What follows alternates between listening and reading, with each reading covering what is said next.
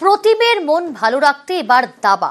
ঠিক 10 দিন আগে যেভাবে হাড়হিম হত্যা করা হয়েছে এবং তার বর্ণনা দিয়েছেন গতকালই প্রদীপ দে, ট্যাংরার ঘটনা। আর সেই ট্যাংরার কিশোরের বন্ধু এখন পুলিশ। 10 দিন কেটে গেলেও এখনো কাটেনি ট্রমা।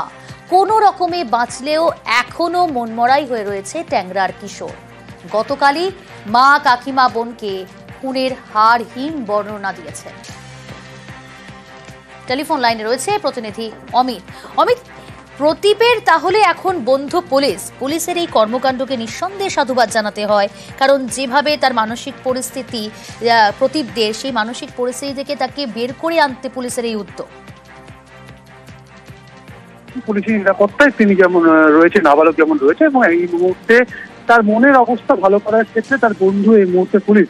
কারণ যে সমস্ত নিরাপত্তা রক্ষী প্রতীকের নিরাপত্তার দায়িত্বে রয়েছে, প্রতীকের সঙ্গে গল্প করা, তার সঙ্গে বিভিন্ন ভালোভাবে ব্যবহার করা, তার সঙ্গে কথা বলা, তার মনের অবস্থা বোঝা। কারণ যে ট্রমার মধ্যে দিয়ে সে গিয়েছে 17 এবং 18 তারিখ, তো তার পরবর্তী সময়ে তার মাকে হারিয়েছে, কাকিমাকে হারিয়েছে, প্রিয়জনদের হারিয়েছে।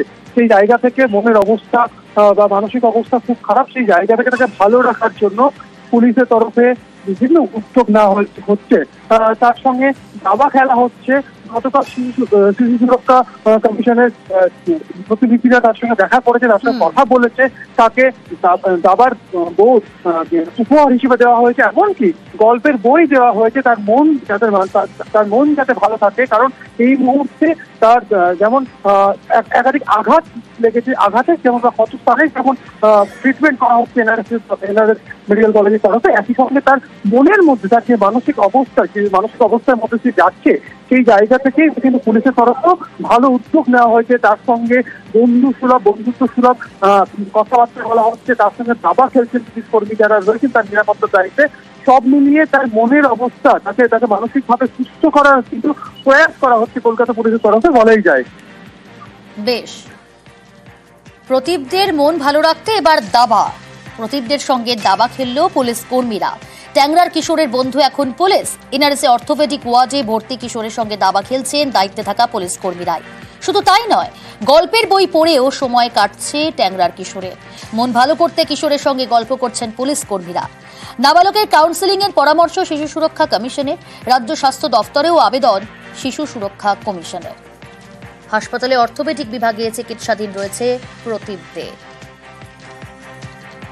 10 দিন কেটে গেলেও এখনো কাটেনি ট্রমা। কোনো রকমে বাঁচলেও এখনো মনমরা ট্যাংরার কিশোর। গতকালই মা, কাকিমা, বোনের খুনের হাড়হিম বর্ণনা দিয়েছে শিশু সুরক্ষা কমিশনের সদস্যদের সামনে। আর আজ আমরা এই মুহূর্তে টেলিফোন লাইনে যোগাযোগ করতে পেরেছি অপরাধ মনস্তত্ত্ববিদ হিরণময় সাহার সঙ্গে। আপনাকে স্বাগত জানাই নিউজ 18 বাংলায়। একটা বিষয় বোঝার চেষ্টা করব, পুলিশের এই উদ্যোগ। আজ পুলিশ কর্মীরা, দায়িত্বে থাকা পুলিশ কর্মীরাই ওই প্রদীপ দে নাবালকের সঙ্গে দাবা খেলছেন, গল্পের বই পড়ছেন, গল্প করছেন। কি মনে হয় পুলিশের এই উদ্যোগ? নিঃসন্দেহে সাধুবাদ জানাচ্ছে, কিন্তু এই রকম পরিস্থিতিতে যখন পুলিশ এই উদ্যোগ নিয়েছে, খুব দ্রুতই কি তাহলে মানসিক অবস্থা থেকে বেরিয়ে আসতে পারবে, ট্রমা থেকে বেরিয়ে আসতে পারবে প্রদীপ দে?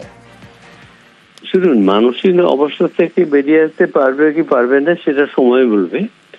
তো আপাতত যে সমস্ত জিনিসগুলো করা হচ্ছে সেটা যথেষ্ট ভালো।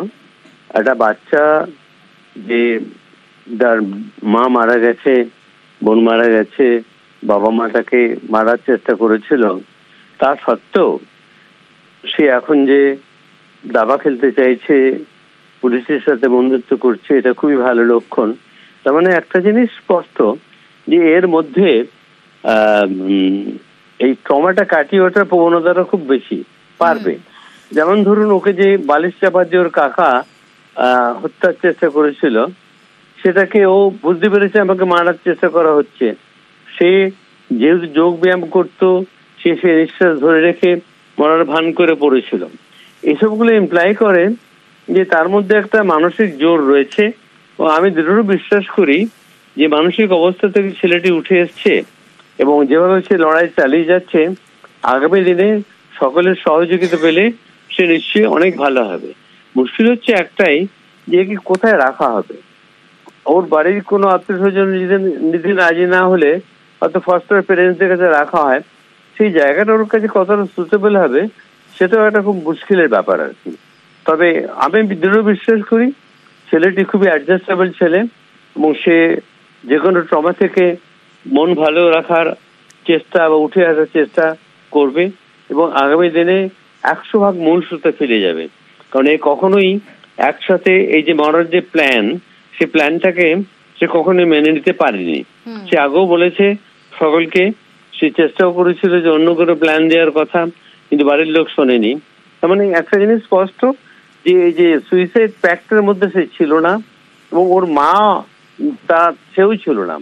ও যে কারণেই ওর ধারণা যে আমি যদি নিজেকে সুস্থ না রাখতে পারি তাহলে আমার পক্ষে খুব মুশকিল। সে কারণে কারণ আজকে এই অবস্থা থেকে সে দাবা খেলছে ইজ এ ইউনিক থিং। এটা খুবই খুবই মানে ভালো জিনিস এবং মানুষের কাছে আশাপ্রদ জিনিস। এইভাবে একটা ট্রমা থেকেও ভালো হয়ে ওঠা যায় এবং এই যে সহযোগিতা পুলিশ করছে এটা সত্যি দারুণ একটা কাজ, প্রশংসনীয় কাজ। এই কাজকে কোন রকম ভাবে আমরা খারাপ বলতে পারবো না, এটা অসাধারণ কাজ। নিঃসন্দেহে সাধুবাদ জানাতেই হয় পুলিশ কর্মীদের এবং একই সঙ্গে খুব দ্রুতই বেরিয়ে আসুক ওই নাবালক ট্রমা থেকে, আমরাও আশাবাদী। অনেক ধন্যবাদ আপনাকে।